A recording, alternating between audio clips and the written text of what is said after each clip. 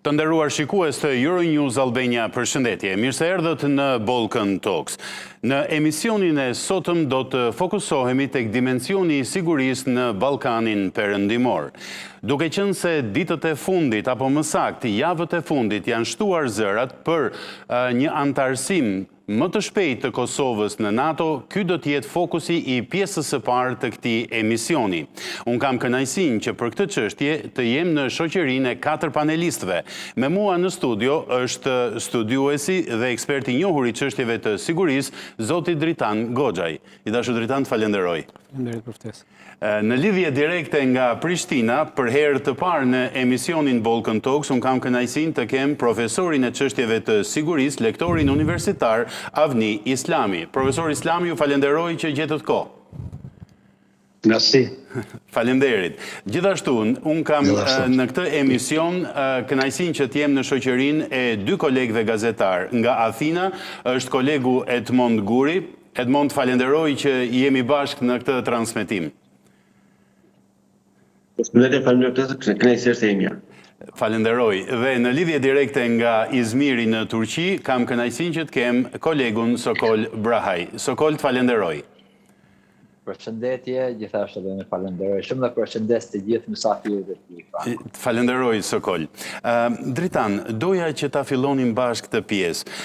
Që nga fundi i dhjetorit, kongresmeni i njohur Keith Self, i cili është goxha i njohur në hapësirat shqiptare, ekspozoi ose e ritheksoi mundësinë e antarësimit të Kosovës në NATO dhe ai deklaroi Ballkani Perëndimor mbetet ende i bllokuar për shkak të refuzimit të disa vendeve për të njohur pavarësinë e Kosovës, por antarësimi i saj në NATO do të ishte përfundim i një programi të gjatë. Një riaktivizim. Do të kemi një parasysh ta senatorët amerikanë anjëherë flasin të shtyr nga qasje politike të ndryshme.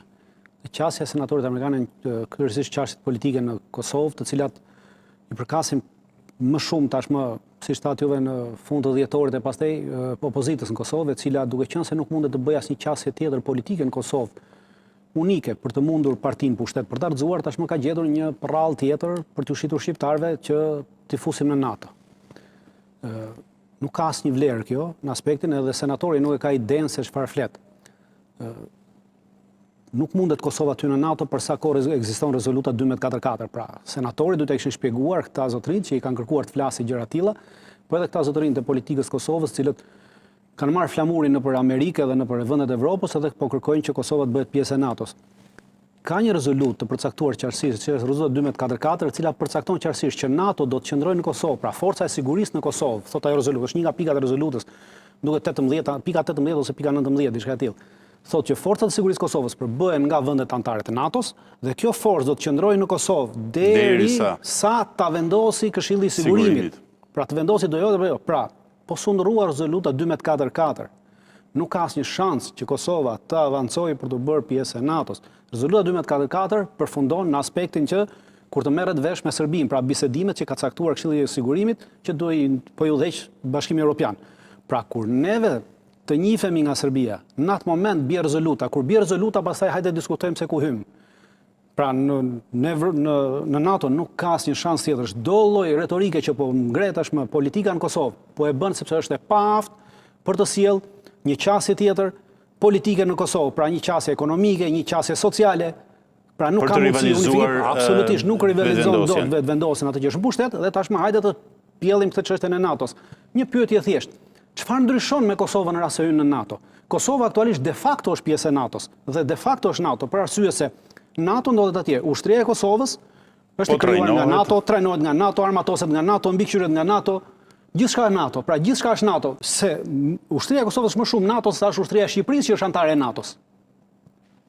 Pasi ne kemi doktrinat tona, kurse Kosova është pjesë e doktrinës të NATO-s. Pra është më shumë NATO se sa jemi neve.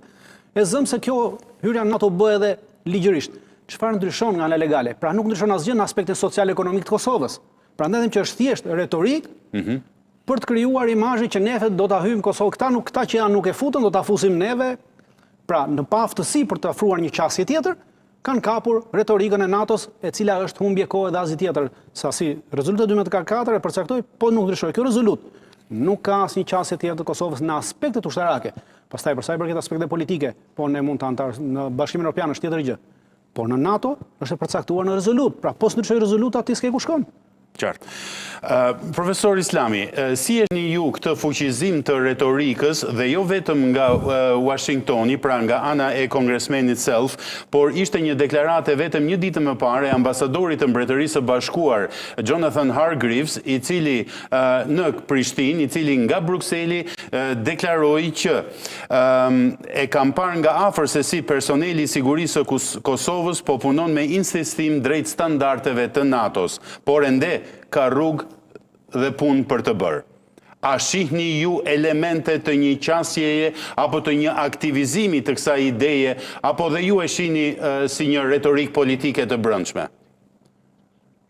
Por çfarë duhet theksoj dhe të vazhdoj aty ku e la zoti Gozaj, se Forca e Sigurisë të Kosovës është duke punuar intensivisht që të përmbush standardet e NATO-s. Dhe kur kihet parasysh një ndër shtetet të fuqishme shteti e Ajovës, është aktiv në profesionalizmin e oficerëve dhe doktrinës luftarake. Faktikisht,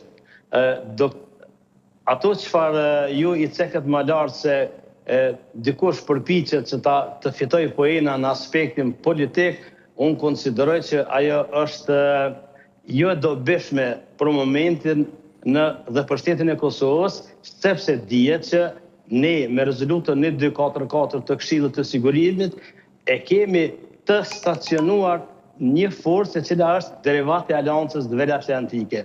Faktikisht, pra ne NATO e kemi brenda territorit të Kosovës, e cila me rezolutën 1244 të Këshillit të Sigurimit është e mandatuar që të harrojë hapësirën toksore dhe ajrore të Republikës Kosovës dhe në rast nevoje të ndërhyjë si faktori i tretë pas policisë, pas EULEX-it që të harrojë stabilitetin e Kosovës. Dhe kur kje parasysh gjitha këto që i ceka me lart, unë mendoj që antarësimi i Kosovës në Aleancën Veriatlantike është një vendim politik, sepse pa një vendim politik nuk bëhet. Kur kje parasysh që janë edhe 5 shtete të Aleancës Veriatlantike ku nuk e njohin Kosovën, dhe secila prej tyre duhet që kërkesën e Kosovës, nëse eventualisht vije pranë NATO-s që Kosova të pranohet apo jo, duhet që ajo kërkesë të miratohet spore në parlamentet e atyre 5 individuale, po. Pastaj absolutisht individuale, secili shtet veç e veç, e pastaj të shqyrtohet kërkesa në Aleancën Veriatlantike. Unë konsideroj që Kosova duhet të përmbush dhe është në rrugën e duhur që të përmbush kërkesat që tjetë një ushtri profesionale vetëm mbrojtje të prodhej paqe dhe siguri, jo vetëm për Kosovën, por edhe krah për krah me vendet aleancë në mbar botën. Kur kjetë parasysh që Kosova, si që tha dhe zoti Goxha i ma herët që potencoj, se ushtria e Kosovës është duke u profesionalizuar, duke kompletuar me standardet e aleancës veriatlantike, unë besoj që pritet vetëm një vendim politik dhe një angazhim më i madh i Shtetit Bashkuara të Amerikës që të bëjë tylësi te këto 5 vende, të cilat kur të vijë momenti dhe koha që Kosova ta parashtrojë një kërkesë të bëhet pjesë e Aleancës Veriatlantike, atëherë besoj që Kosova nuk është larg që të jetë pjesë e Aleancës Atlantike. Dhe duhet ta përmend edhe një element, sepse në geopolitikë dhe geostrategji po shohim që ka zhvillime të shpejta dhe të rrëfeshme. Dhe unë mendoj që Ballkani Perëndimor duhet të jetë zonë stabile dhe kur kjetë parasysh që janë 2 pika neurologjike, siç është Bosnia Hercegovina dhe Kosova, ku Rusia përmes Serbisë përpiqet të ta destabilizojë Ballkanin Perëndimor e përmes Ballkanit Perëndimor të hyjë edhe në Evropë, pra ta shtrijë ndikimin e vet. Dhe kur kjetë parasysh që këtu kemi për rreth e përqartë Kosovës të gjitha vendet të cilat janë pjesë e NATO-s, Serbia nuk e ka luksin dhe guximin që të ndërhyjë dhe ta destabilizojë Kosovën. Pra, unë pres që Kosova edhe zyrtarisht në një të ardhme jo të largët të jetë pjesë e Aleancës Veriatlantike.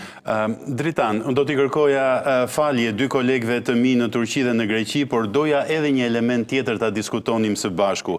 Akti i autorizimit të mbrojtjes kombëtare të Kongresit Amerikan të vitit 2026 i miratuar në dhjetor, i cili tashmë ka hyrë në fuqi dhe doja të të pyesja.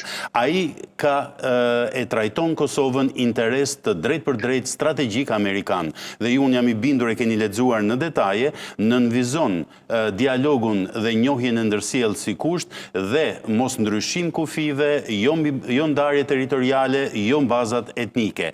Këto të dyja, pra deklaratat e kongresmenve dhe ky akt i autorizimit të mbrojtjes kombëtare. Ju shihni një lëvizje në vazhdim të asaj që tha profesori, pra një interesi drejt për drejt strategjik amerikan në këtë gjullurdi geopolitike që po jetojmë. Kemi një interesi amerikan këtu nuk po del jashtë rezolutës 1244. Pra fakti që në atë dokument që u përmendët përcaktohet qatësisht pra bisedimet me Serbinë dhe janë ato bisedimet që ndryshojnë rezolutën dhe përcaktojnë ndryshimin e rezolutës. Në momentin që Serbia e njeh Kosovën, pra kur në këtë dokument të rëndësishëm të Bashkimit të Amerikës përcaktohet si pikë më vete bisedimet të domosdoshme, pra pika e parë janë bisedimet dhe pastaj vijnë të tjerat. Pra kur ti ke mbaruar bisedimet dhe ti kur i ke bërë njohjen, në momentin që bëhet njohja atëherë ti je shtet i njohur zyrtarisht. Edhe nga OKB-ja në atë moment. Dhe në atë moment ti mund të bësh kërkesë dhe deklaratë të hysh ku të duash. Mund të bësh kërkesë ndash për NATO, ndash për kudo tjetër, pra nuk pengohesh. Për sa kohë Kosova me rezolutën 1244 është nën monitorimin e OKB-s, nuk mundet të bëj asnjë kërkesë zyrtarisht për në NATO, sepse nuk pranohen kërkesat e Kosovës në NATO, sepse nuk është shtet i njohur nga Këshilli i Sigurimit dhe nga OKB-ja. Pra është e përcaktuar qartësisht kjo gjë. Pra të mos gënjejmë veten tonë në këtë aspekt. Të mos bien pre kësaj e këtyre forcave politike, këtyre individëve politike. Jo, e kisha më shumë po ndryshojnë dhe strategjitë. Jo, nuk po ndryshon asgjë. Thuaj se OKB-ja apo Këshilli i Sigurimit ka dalë totalisht jashtë loje në këtë periudhë. Nuk po ndryshon asgjë, ashtu duket sikur ka dalë. Por në të vërtetë nuk ka dalë. Pra nuk kemi një zhbërje të Këshillit të Sigurimit, nuk kemi një zhbërje të asaj. Nuk ka dalë. Zhbërje jo, por ndoshta mënjanim total. Nuk ka asnjë mënjanim. Edhe Trumpit për të bërë atë mbretërinë e tij që bëri këtë bordin e paqes, u detyrua ta miratonte në Këshill të Sigurimit. Pra pa i miratuar në Këshill të Sigurimit nuk e bënte dot. Pra kjo do thotë që nuk kemi dalë jashtë lojës të Këshillit të Sigurimit. Këshilli i Sigurimit vazhdon të ekzistojë. Dhe rezolutat e Këshillit të Sigurimit janë thelbësore në këtë aspekt. Dhe kjo letër e re e bërë në 2026-ën nga Bashkia e Amerikës nuk e përjashton rezolutën 1244, pra e përcakton, e thekson në të. Dhe nuk kemi ndryshim të strategjisë amerikane as pak në drejtim të Kosovës. Strategjia amerikane në drejtim të Kosovës, kjo ka qenë prej 2008-s, prej 1999-s do të them në fakt, edhe pastaj më mbrapa ka vazhduar të qëndrojë. Pra, amerikanët qëndrojnë në Kosovë, do të themi gjë, pse nuk ka ndryshuar dhe është strategjike për Amerikën. Forcat amerikane në Kosovë nuk janë në kuadër të KFOR-it, nuk janë në kuadër të NATO-s, janë në kuadër të vetë forcave të Bashkuara të Amerikës. Pra, baza amerikane nuk është në kuadër të KFOR-it, pra në kuadër të NATO-s. Dhe kjo do të thotë që prej fillimit interesi strategjik ka qenë aty. Ka qenë dhe vazhdon të jetë ai interes, pra i pandryshuar sot e kësaj dite. Për këtë arsye nuk mund të kemi asnjë lloj ndryshimi të kursit. Por normalisht për të gjitha këto, normal aty përcaktohet që nuk do të shkelet integriteti. Po integriteti nuk do të shkelet, siç e tha edhe kolegu pa më parë, integriteti i Kosovës është pjesë e NATO-s dhe e KFOR-it, pra ruhet nga NATO dhe nga KFOR-i, pra kanë përcaktuar ata, në cilën pjesë hyn edhe forcat amerikane. Pra integritetin e ruajnë ata, nuk e ruajmë dot neve. Dhe ata po përcaktojnë qartësisht. Ajo pikë nuk është për neve, ajo pikë është për Serbinë. Duke thënë që ju nuk e shkelni integritetin për arsye sepse edhe juve keni pranuar rezolutën 1244, keni bërë një marrëveshje me neve, marrëveshjen e Kumanovës që e njihni këtë, pra që integritetin e Kosovës e menaxhojmë neve, ruajmë neve, nuk e prekni. Pra disa pika në atë nuk janë për neve. Një pjesë e pikave janë për t'i treguar vendin Serbisë. Dikush tjetër, jo për neve. Pra nuk do t'i marrim gjitha për veten tonë pikat. Pra ku po them që amerikanët kanë folur haptës dhe vazhdojnë të flasin haptës, kurse dy pikat të tjera janë për problemet e brendshme të Kosovës. Ajo ku thotë që në çështje etnike pra i bën thirrje qeverisë Kosovës që të mos nxjisi ndarjen etnike siç po e nxit me problemet që ka bërë në këto 2 vitet e fundit. Po pikërisht ky është problemi. Pra, jo gjithçka është për neve, po jo gjithçka është edhe për ata. Dhe kjo do të thotë që kur të rreq vëmendjen në një dokument të tillë shumë të rëndësishëm për Shtetet Bashkuara të Amerikës, do të thonë që Kosova vazhdon të mbetet prioritet strategjik e saj dhe kjo është ajo që duhet na gëzojë dhe na lumturojë. Pjesa tjetër pastaj janë vetëm politikë që po përdor politika në Kosovë për interesa të brendshme dhe për asgjë tjetër, për të hequr vëmendjen nga pamundësia dhe paaftësia për të krijuar një opsion të ri për të sjellë një qasje të re politike në për Kosovë. të sfiduar qeverinë aktuale. Profesor Islami, si e shihni ju këtë akt të autorizimit të mbrojtjes kombëtare në raport edhe me këto zëra që po diskutohen për një mundësi të antarësimit më të shpejt të Kosovës në NATO? Me qenë se Kosova tashmë është pjesë e strategjisë amerikane dhe kur kjetë parasysh që në 5 vitet e fundit ideja e është për ndarjen e Kosovës dhe njerë për gjithmonë pra të zgjidhet konflikti shqiptaro-serb. Dhe kjo tregon në kuadër të strategjisë kombëtare të Shtetit të Bashkuar të Amerikës tregon se Kosova është në fokus në strategjinë e saj dhe se është një imazh i mirë dhe është një mesazh i mirë për Serbinë se nuk do të ketë ndryshim të kufive dhe se kufit e sovranitetit dhe integritetit territorial të Kosovës do të jenë të pandryshueshëm. Pra nuk do të ketë ndarje të Kosovës. Dhe kjo është një mesazh përçues sepse presioni që bën në 4 komunat veriore qeveria e Serbisë për ndarjen ose shkputjen e asaj pjese, kjo është të e rëndësishme. Dhe kemi parë rastin e Bajnskës, pra që nuk ka mundur politikisht dhe me propagandë në territorin e Kosovës dhe në aspektin ndërkombëtar ku nuk arriti Serbia që ta realizojë planin e vet, përpoq që në aspektin ushtarak, pra me grupe diverzante e terroriste ta shkuos verimin e Kosovës. Dhe kjo tregon se një Bajnska e dytë nuk mund të përsëritet më. Pra është një mesazh i qartë që përderisa Kosova dhe Serbia mos ta njohin njëra tjetrën dhe në farë forme është presioni drejt për së drejti ndaj Serbisë dhe natyrisht edhe ndaj Kosovës që të ulin të bisedojnë dhe ta njohin njëra tjetrën në kufi aktual, pra dhe njëherë për gjithmonë që të zgjidhet konflikti shqiptaro-serb. Zoti Goxhaj, po qarkullon në Beograd një informacion dhe një i ftuar im vetëm një javë më parë, Dušan Janić, nënvizoi që Shtetet e Bashkuara të Amerikës po përgatisin një rezolutë e cila do të prezantohet në Kosovë dhe në Serbi, maksimalisht në muajin maj, dhe ajo do të jetë njohja e ndërsjellët. Kjo mund të jetë një lëvizje politike për t'i dhënë zgjidhje në këndvështrimin që ju e analizuar. Ka një gjë, atëherë duhet kemi një gjë. Bëhet llap për aspektet të diplomacisë ndërkombëtare. Në aspektet të diplomacisë ndërkombëtare kemi një gjë të përcaktuar qartësisht për Kosovën. Pra Këshilli i Sigurimit e ka përcaktuar që bisedimet midis palëve dhe rezolutat midis palëve duhet të konkludojnë në njohje të ndërsjellët. I ofron Bashkimi Evropian. Po. Por tashti kanë përshtypjen po lëviz në një drejtim tjetër. Në rast se Shtetet e Bashkuara të Amerikës duhet ta kalojnë këtë, qenë se janë antarë të Këshillit të Sigurimit dhe nuk janë antarë të Bashkimit Evropian, atëherë duhet që kjo rezolutë të kalojë nëpërmjet antarëve të tjerë të Këshillit të Sigurimit. Pra çfarëdo rezolutë që amerikanët të propozojnë në majin qershor kur duan ata, bëhet e pavlefshme në aspektin, pra nxjerrja jashtë lojë e Bashkimin Evropian në këtë aspekt, sepse hyn amerikanët në lojë, del jashtë lojë e Bashkimit Evropian. Në rast se hyn amerikanët, hyn lojë Këshilli i Sigurimit. Në rast se hyn lojë Këshilli i Sigurimit, do të thonë që hyn lojë Rusia dhe Kina. Këtu. Pra kjo qasje amerikanëve, në rast se nuk është një marrëveshje midis rusëve dhe kinezëve dhe amerikanëve, midis tyre treve, është qasje që mund të na cënojë në proces. Sepse deri tashmë rusët dhe kinezët janë larg Kosovës, për arsye se e ka marrë Evropa në dorë, plus edhe shkaku i luftës në Ukrainë, kanë mbetur shumë larg Kosovës edhe në qasjen diplomatike dhe në qasjen politike në atë çfarë ndodh midis Kosovës dhe Serbisë. Në rast se hyn amerikanët pa marrëveshje me ta, automatikisht ata do të futen dhe ndikimi i tyre të serbëve do të jetë më i madh dhe kjo do të sjellë probleme në të ardhmen për rajonin dhe për neve. Prandaj them që çdo qasje e Amerikës në këtë aspekt në rast se nuk bëhet nëpërmjet Këshillit të Sigurimit mund të jetë e dëmshme pavarësisht se neve duam që ndryshojë Amerika, por ama mund na prishim më shumë punë se aspektin e saj dhe e nxjerr jashtë lojë automatikisht Evropën. Dhe Evropa e cila del jashtë lojë, të kuptojmë që Evropa tashmë ka dalë disa herë kundra Amerikës për shkak se Amerika ka nxjerrë jashtë lojë në disa gjëra. Dhe në këtë moment Evropa po doli jashtë lojë, mund të marrë funksionim tjetër dhe të marrë të dalin në krah të Serbisë haptazi dhe kjo na prish edhe shumë punë të tjera. Prandaj po them që nuk mund të jetë diçka që duhet na kënaqë për sa po hyn. Pra në rast se hyhet, thjesht se ata duan ndërhyjnë, pra me mend siç e bën Trumpi shpesh që ndërhyjuna se unë e bëj këtë punë, atëherë kjo më shumë do na prishi punë se sa do na ujdisi, sepse do na prishi me të gjithë dhe ne kemi interes Evropën sepse jemi pjesë e kësaj.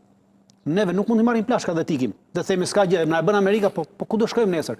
Sot sërish është Bashkimi Evropian. Po është Bashkimi Evropian ai i cili jep para Kosovës dhe mban me para. Nuk i jep nuk i jep Amerika para Kosovës. Të gjitha parat vinë nga Bashkimi Evropian. Pra këtë duhet kemi parasysh. Edhe një pyetje, profesor Islami, përpara se të kaloj te kolegët e mi. Kishte diçka për të shtuar? Po, desha të shtoj diçka rreth një vizite që kishte bërë para disa ditë Lavrov në Turqi, ku ju drejtua gazetarëve, lidhur me tërheqjen paralele mes Kosovës dhe Krimes. Pra, kjo është një lloj presioni psikologjik edhe ndaj Shtetit të Bashkuara të Amerikës nga ana e Rusisë, edhe ndaj Europës. Dhe tërheqje paralele. Absolutisht dhe ndaj Evropës.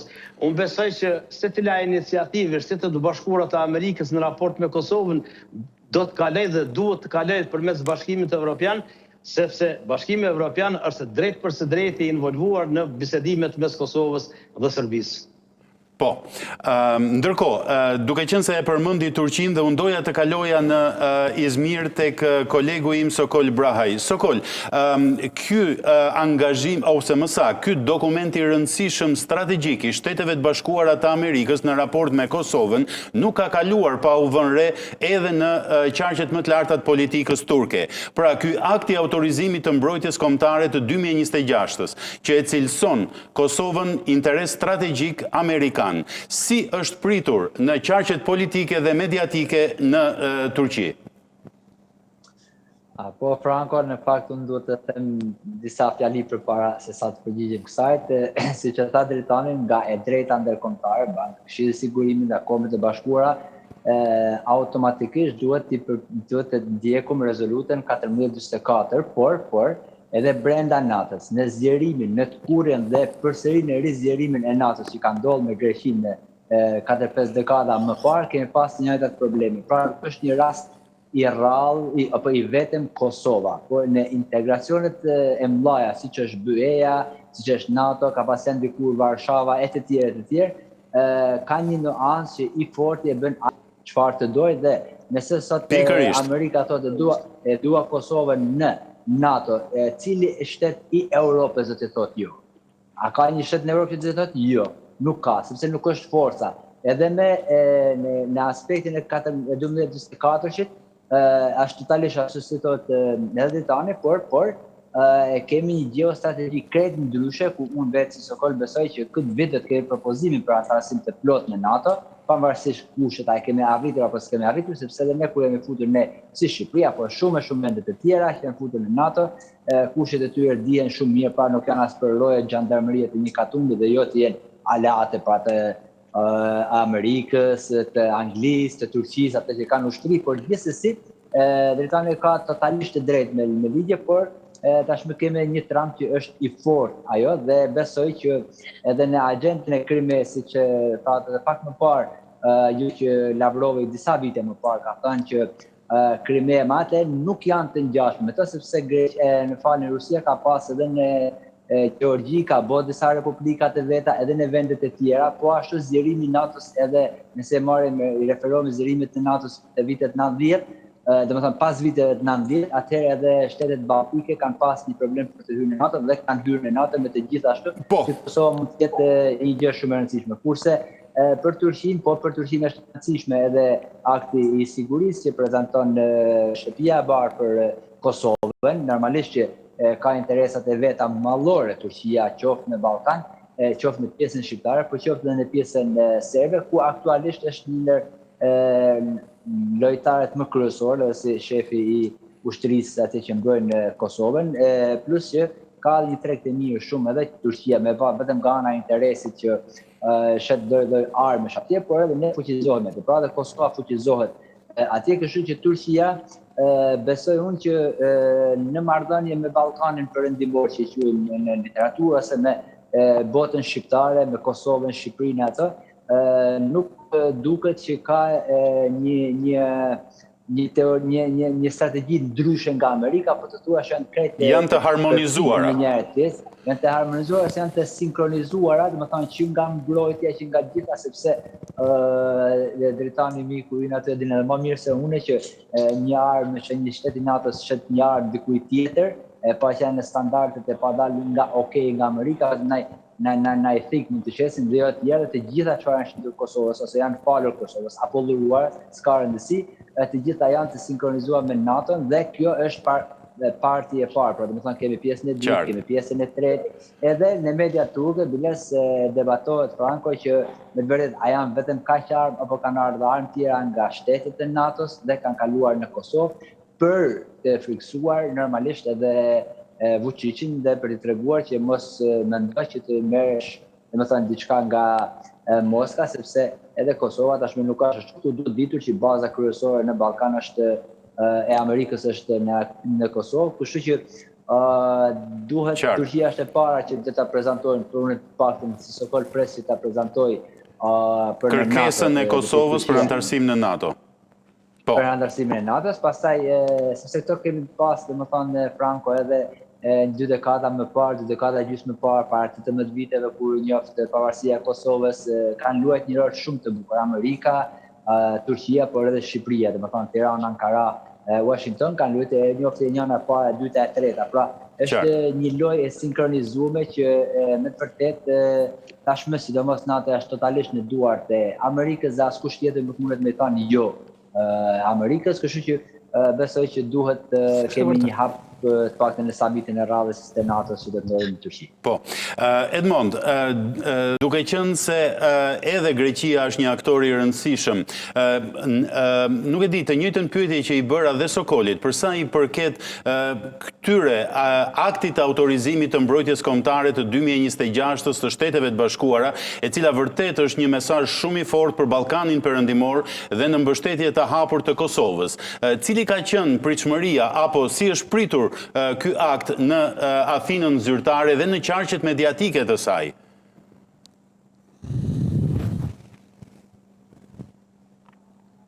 Athinë janë të bindur që ndikimi amerikan ose më saktë mbështetja pro-amerikane e popullsisë shqiptare është ndoshta më e lartë në rang botëror, është bekimi amerikan që gjithmonë ka dhënë Shqipërisë një pozicion ndryshe, nga ana tjetër Greqia është në një rikonstruksim të saj total ose në një rishikim dhe një rikthim komplet të kaut të saj të pozicionimit në bllokun perëndimor dhe që duket qartë nga pozicionimi dhe përplasje ka kohët e fundit, vitet e fundit Athina zyrtare me Rusin, madje ditët e fundit ka patur dhe një intensitet dhe një përplasje me deklarata të ashpra si nga ambasadat e Rusisë në Athinë, por edhe vetë Putin ka kritikuar Athinën zyrtare. Nga ana tjetër, nuk ishte parë të kaluarën, por duket qartë që politikanë grek, kryesisht të rangut më të lartë, kanë filluar dhe pozicionohen ose më saktë nxjerrin ku sqarojnë disa pozicione dhe ose më saktë siç ata quajnë tabu ose disa të pavërteta lidhur me faktin e raporteve shekullore Greqi-Rusi për shkak të kishës ortodokse. Pra të gjitha këto janë një kontekst duke pozicionuar Greqinë në bllokun perëndimor. Në këtë pjesë, për hir të vërtetës, kemi konstatuar që vitet e fundit Greqia ka një qasje komplet ndryshe, të paktën në aspektin diplomatik, me Shqipërinë, me shqiptarët, aq më tepër dhe me Kosovën, kur ndërkohë që Kosova deri para 4 vjetë shikoi si një kërcënim potencial kryesisht me nacionalistë grek që shpeshherë krijonin lajme ose stisin lajme lidhur me faktin e një ushtrie inekzistente të shërimit të çamërisë etj për konsum të brendshëm, nuk duken më, ka një qasje ndryshe, ka një ndryshim ndryshe. Problemi më i madh i Greqisë nuk është fakti nëse Kosova do ta ndasohet apo jo në NATO, unë jam i bindur që me dinamikën që ka Washingtoni, më tepër pakëndshmërinë që ka paraqitur dhe vetë, ose më saktë me ndryshimin e mendimeve të Trump, është e pamundur që Greqia të jetë kundër ose të abstenojë, sigurisht do të jetë pro, por nga ana tjetër unë mendoj që ajo që ka më shumë rëndësi dhe vlen për ta përcjellë është fakti që vitet e fundit diplomacia greke shikon Shqipërinë dhe faktorin shqiptar si diçka pozitive, si një aleancë, si një mundësi bashkëpunimi në tas, më tepër dhe Kosova si pjesë e padiskutuar të NATO-s, duke qetësuar edhe aleancën e fortë ortodokse me Serbinë që nuk duket më në qasë, sepse për së vërtetës kemi parë artikuj të cilët krijojnë një ekuilibër të pak në midhet greke, duke pasuar armatimin e shpejtë dhe të shfrenuar të Rusisë, ndjes të Serbisë nga Rusia dhe nga Kina, pra me armatime nga ambët bashkëkohorët, dhe nga ana tjetër duke paraqitur faktin që Shqipëria apo edhe Kosova janë armatose, nuk janë atë nivela të lartë, por kanë naftën si mburoj. Po, të nderuar shikues, shkëputemi për një hapësirë të shkurtër publicitare dhe do të rikthehemi sërish në panelin për të diskutuar të tjera problematika për këtë çështje teje të ndeshme. Do të jemi së bashku vetëm pas pak.